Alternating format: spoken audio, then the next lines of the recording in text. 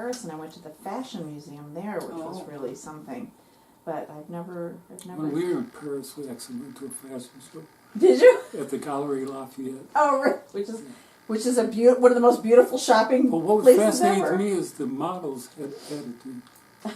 Oh, really? Like, this was their space that's they were sharing with you. That was funny, yeah. And you know, it's when someone's at the top of their profession, it's interesting. Yeah. And they knew that they were good. And they knew that they had So they walked with swagger. Oh, all of it. You know, chin out. Mm-hmm. Yeah. So can you see the clock? Yeah. Okay. You take care of your stuff. I'll take care of mine. I'll give you 5 minutes at the end. Okay, we'll Okay. So first we have the introduction. Hello, I'm Jim Schaefer, host and executive producer of Riprap, the academic television program. My guest today is Heather Ann Thompson to discuss her book, Blood in the Water, the Attica Prison Uprising 1971 and its Legacy. Welcome to Riprap. Great to be here. The first question I reflected on this was, why did you call it Blood in the Water? Oh, well, because actually it's kind of there's two meanings behind it. One is that it's actually a quote from one of the prisoners after the state retook the prison, and there is all this bloodshed and horror around him. He says that he looks up from all of this and all he can see is blood in the water. So it was from him. But it was also sort of in the back of my mind, I was thinking about the other sort of famous prisoner in this time period, George Jackson, and his writing Blood in My Eye, which was read by many of the prisoners. So it was kind of a dual meaning. Oh, I did a little bit of research. There were movies out in 2016 about blood in the water. But it's just fascinating to get that. It's kind of a poetic phrase, really. It captures. And when after reading the book and reflecting on it, I found it interesting that you call it one of the most important civil rights stories of the last century. Mm-hmm. Why? Well, ultimately, that's probably an understatement. It's actually probably one of the most important human rights stories, and I think I've started to talk about it more in that framework. But certainly in terms of civil rights, this is a prison that is a real reflection of the broader society. So it had a very disproportionate representation of both black and brown Americans, and certainly racial injustice was a big reason why the conditions there were so bad. And much of the protests that they launch is in a civil rights language. And it's also civil rights in the sense that even though people are incarcerated, they do not stop being citizens. They don't stop being part of this country. And so this idea that prisoners, so the most contained of our citizenry that has the least power, nevertheless has both civil and human rights, and this was what the core of their protest was about. And a lot of people don't know the United States has the most people in prison. That's right. Of any country in the world. That's right. 22 million. Yep, nearly 100 million with some form of criminal record today because of that sort of long-standing, I think, desire to deal with all social problems through the criminal justice system rather than through any other means, right? Education. Well, I've heard people argue that this was a political thing of taking away people's ability to vote. Mm-hmm. Well, that certainly, it did have that impact, right? Which is when you're in prison, you don't vote, and increasingly with felonies, which many drug convictions are, you can't vote after you get out. So indeed, that was a political shift of power, locking up that many people. And then there was the different drug wars and all that stuff, mm-hmm. where it was intended to stop the drug abuse, but it really ended up being a nickel and dime bagger, people who could get life in prison. That's right. Really, after the story that I chronicle here, that prison buildup and that drug war really kicks off in high gear, and at least I try in this book to show the connection, that it's really because we get this story so wrong. We misunderstand so severely what happened back in 1971 in prisons that we go down this path of even more punitive policy rather than fixing the problems that led all those guys to protest in the first place. I found there was one thing you brought up, that the New York State authorities only prosecuted prisoners and not the officials. Right. So, well, the reason why this is so significant is that, I mean, just a little background perhaps for some viewers. This is a story of about 1,300 men who wanted basic conditions improved in the prison. Things like not having 1 square of toilet paper a day, or being able to have more than 63 cents a day to eat on. And when they launched their protest for essentially 4 long days and nights, it's a negotiated process, and it looks like it could end peacefully. But instead, the state of New York sends in extremely armed state troopers, and what happens is really a massacre. Now, afterwards, you would expect perhaps that the excessive law enforcement retaking, which led to 39 men being shot to death, both guards and prisoners, and 128 men being shot, and then these men were tortured. Perhaps law enforcement would also be held accountable, but that's not what happened. The state of New York, in fact, just went after prisoners after this. And so the book is not just about this civil rights protest. It's really about the 30-year the 30-year saga thereafter of protecting the police and really going after the prisoners for things that they did not do. I thought it presented quite a challenge for you as a historian to untangle the thing about records. Mm-hmm. And you tell the story about some of the situations you got into, mm-hmm. and finding records and then coming back and they were gone. Yes.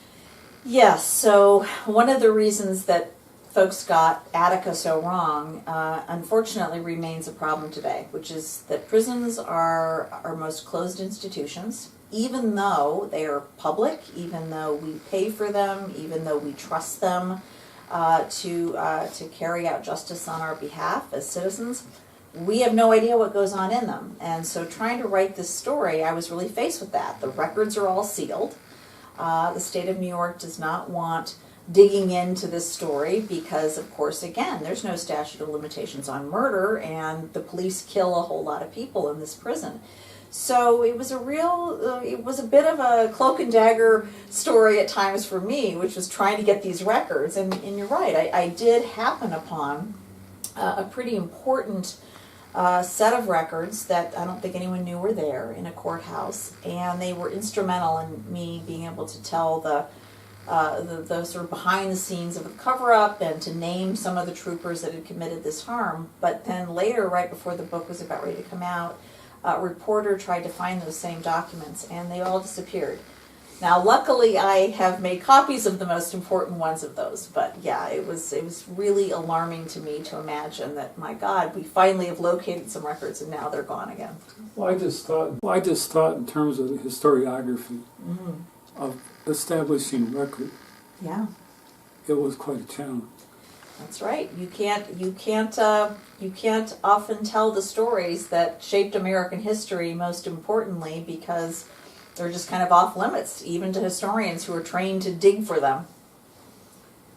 It was a mess. Yes. As I was reading the book, I was thinking, man, this is one big mess. Well, and that's how long it took me. I mean, I don't think historians normally take 13 years to write a book, but this book was a real challenge to simply figure out what had happened, who the players were, why this was a story that took place 45 years ago, but we're still talking about it.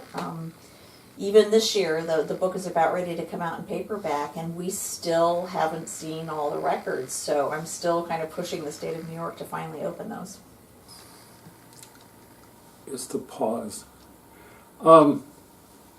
Why has it taken 45 years for a comprehensive history of the uprising to be written?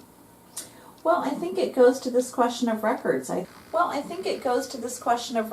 think that there's been a lot of interest in Attica for years. I mean, there's filmmakers that have referenced it, like in Dog Day Afternoon. There's songs that reference it. But at the end of the day, the state often is the body that holds the records into public events. So if those records are not available, it's kind of hard to recount what happened, the story. So that's one of the reasons. And the other reason, frankly, is that the story wasn't over to write about. It wasn't until 2000 that the prisoners finally had some modicum of justice by telling their story in a civil courtroom, and it wasn't until 2006 that the surviving hostages had, again, their modicum of justice from state officials by way of a settlement. So in some respect, we couldn't even start this story and really tell it till it had had more resolution.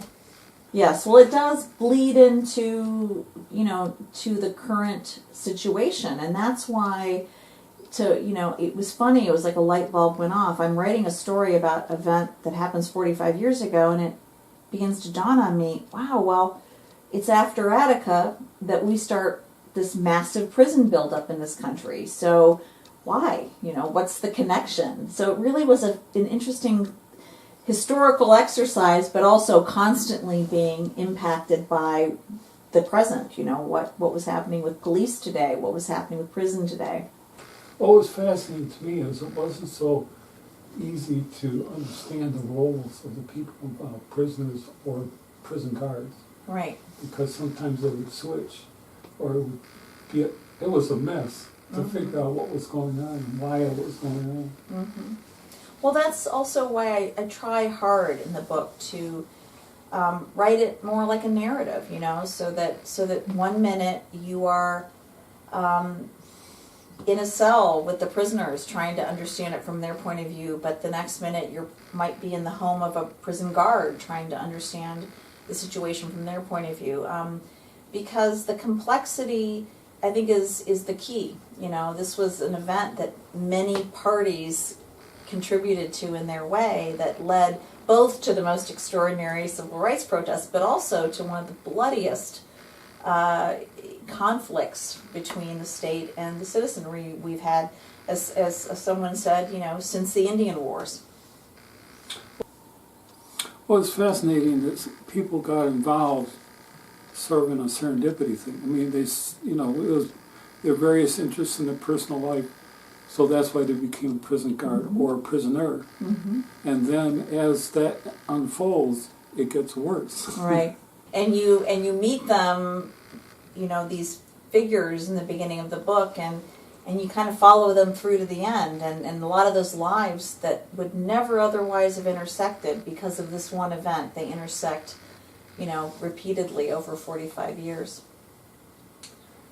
Well, as you discussed, most of Attica's records were not sealed, so why couldn't they be used? Well, that's really interesting. I mean, some of the records are officially sealed, and there's some complicated reasons for that I explain in the book, but the majority of them are not officially sealed. They're just under the lock and key of the Attorney General's office. So I did try to access them through Freedom of Information requests. And, with more or less success, the closer I got to really uncovering the trauma that happened there, though, I felt that the access to those records really dried up. And I think it's because, again, there was so much wrongdoing committed on the part of officials that nobody really wants to, no one wants to open that. Officials went all the way to the governor's office. That's right. Yeah, the thing is that even if you're not from New York or you have no interest in New York, the book is a little, or at least it was shocking to me that everybody with power, right, from the lowest workman's compensation clerk to the President of the United States to the Supreme Court and the Justice Department, there's so many figures that could have done the right thing in this story that don't. So it's a kind of a stunning story of power gone wrong. On the other hand, as I'm sure that you noticed, there's also some incredible heroes and heroines in this book that are also unlikely. A local coroner who ends up standing up for what's right, or a whistleblower inside of the Attica investigation. So it's a funny tale of you have no faith at some level at the end of the book, and on the other hand, you're kind of surprised by the people that do the right thing. But some of the officials, like Governor Rockefeller, had an active part in messing it up. Yes. The ability to find some of those documents was the reason why the book is able to finally show that, for example, Nelson Rockefeller, it wasn't just a mistake that people got killed. I was able to show that he knew going in that they were going to kill hostages. And perhaps worse, and this is maybe to your point, afterwards he has a series of meetings in his swanky pool house of his estate with the same people that carry out the assault, and they kind of get their story straight. And so it is a little, it's disconcerting to realize how much that people with power corrupted this whole system. I was also fascinated with the depth and breadth of your supporters. Because you really organized a whole bunch of people in a number of areas. And I think it'd be useful to talk about that. Well, in what sense? Just to do the book, you mean? Yeah. Or? Yeah. Well, this goes to this question of the research. Because there was so little access, at least initially, to the research, I had to go to the survivors. And so I talked to many prisoners and guards and lawyers and judges and police officers and people who had been there. And the funny thing was, of course, that they didn't all see the story the same way. So I would often find myself saying to people, I can't promise to tell the story the way that you would. But I promise that I'll honor your story, because at the end of the day, it was all of their stories. And I have heard from some of the people that are in this book, and some of them have not even to this day been able to finish the book, because they knew a piece of it that they had participated in, but they didn't know the full story. And I think even people that had been traumatized and tortured in this place didn't quite realize how bad it was in terms of the full cover up, the full inhumanity of it. I remember one image about a screwdriver. Yeah. When I talk about Attica, I that story that you're referring to, I don't even, I can't even really talk about. There are acts of brutality in this book that frankly, they still haunt me. It was the hardest part of the book to write. There's only 2 chapters on the actual retaking of this prison, and they're relatively short. One is called No Mercy, and the other one is called And the Beat Goes On. And I would tell you that out of that book is 700 pages with notes, and those were the 2 hardest to write, because how do you use words, language, to fully convey what happened to people without anesthetizing us to it, without kind of making it gratuitous? And so some of those examples of torture that you're referencing, those were just, they remain just beyond comprehension. And then some of the things that actually don't sound that bad maybe ended up being the things that haunted me the worst. So for example, the troopers were, after fully controlling this place, they were taking people's eyeglasses and smashing them and taking out their false teeth, because many prisoners had dentures because the medical care was so bad they lost their teeth in prison. So a lot of them had dentures, and they would just throw them up in the air and smash them with baseball bats. And that's when, for me, even doing this research, I understood that this is, this is beyond ending a prison uprising. This is about degrading people and showing them who's in charge. It's about power. Yeah, it's about power. So what was the impact on you as a historian from this experience? About power. Yeah, it's about power. So what was the impact on you as a historian from this experience? Well, I think you can tell just the way I'm describing it. It was, there's much of it that remains haunting about it. I remain haunted by the question of whether or not I fully got it right. Meaning, I know that there's a lot of documents that I still haven't seen, and I hope that this fully captures the story or gets it as close as we could get to it right now. But I worry that there's more of this I should have been able to tell. I worry that I was able to convey just how bad this was. But it was also something that, I couldn't walk away from, because at every turn, the survivors made it clear that this had to be told. It didn't matter whether I was interviewing a survivor whose parent had been killed, or whether it was Tom Wicker from the New York Times who had been an observer there. Everybody broke down at some point telling me the story. And that, again, kind of made me feel very, it was important to do the book, but it also raised the stakes, it felt, a little bit to get it right. Post-traumatic stress syndrome. Yeah. Certainly Attica has made many people still suffer PTSD, and for me, I'm just simply the vehicle to tell the story, and it was pretty traumatic just to tell the story, so I can't even imagine what it was like to live this. But you took more than just a reporting role, because you got involved with it and dug down into the depths. Well, there's questions often raised about history and being a historian, which is, how much should you intervene in the story? And there is this idea that if you're a historian, you just simply, the facts, ma'am, nothing but the facts. And I can say with complete clear conscience that this book is driven by the research. It is driven by what I found. And there were things that I found that I didn't want to find. There were things I found that caused me to rethink what I thought. So it's definitely the research that drives this story, and that's why it has integrity, and that's why it is, it's not, there's no agenda behind it. But it's also the case that when you read certain stories, there is clear lines of right and wrong that become obvious to you when you write about them, and then in turn when you recount them to a reader.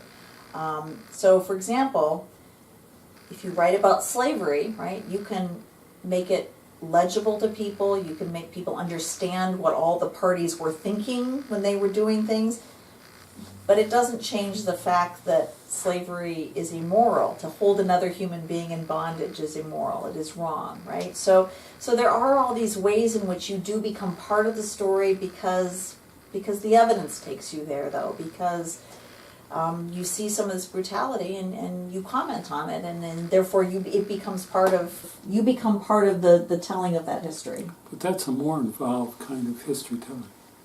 Well, it is, yeah. Well, it is, yeah. It is. And you pay a price. Yeah. I think so. But I think all one can do in that situation is to know in your heart that you really are trying to listen to all the parties, and that I think that people who might assume that this is always sympathetic to the prisoners, will know that when the prisoners do some pretty horrific things in this book, I tell that story too. And or assume that I would be anti-guard. I try to make you feel what those guard families felt too. And I guess the only characters in this book, historical actors in this book, that don't come off very well, no matter how you slice the cake, are these people with the most power, these state actors. They don't get their fingers dirty in that bloody water, but they certainly are the ones who could have stopped it, and they are certainly the ones who could have effected some form of justice afterwards. And probably set up the situation Right. so that it unfolded that way. Right. And that's a pretty impressive bit of detective work. Yes. Well, I'm most eager to see what happens. I think that the state of New York has been under some pressure after this book, and because of the survivors pushing them, to finally open the records. And I think that this is the first comprehensive history so far, but I really look forward one day to all these records being open so that we can know even more. I suspect, for example, that there's much more connection here of the federal government than I was able to document.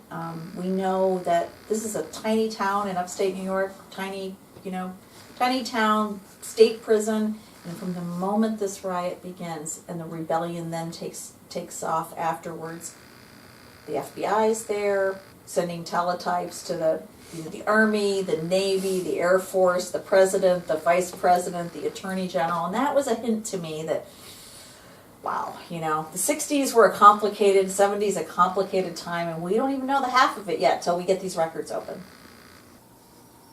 More to come. Yeah, I hope so. Well, thank you for being on Riprap. Thank you so much for talking with me.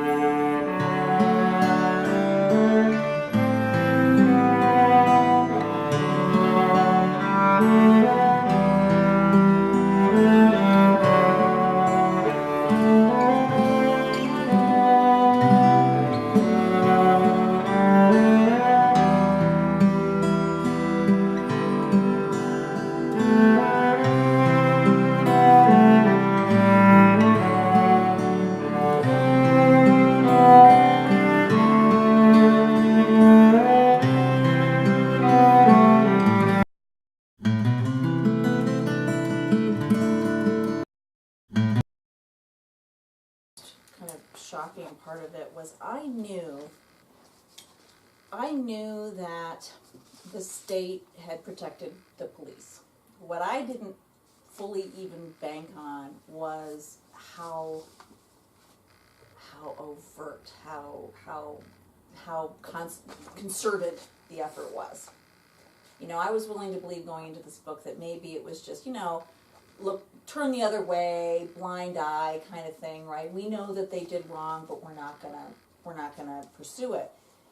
But they tampered with the evidence. I mean, they doctored photographs. They doctored photographs? Oh yeah. I mean, they there's this one famous photograph where this prisoner is dead. He's been shot and he's on the ground. And then there's another prisoner, and of course, or another photograph, same guy, and of course he hasn't moved because he's dead, but in this photograph he has a big knife in his hand.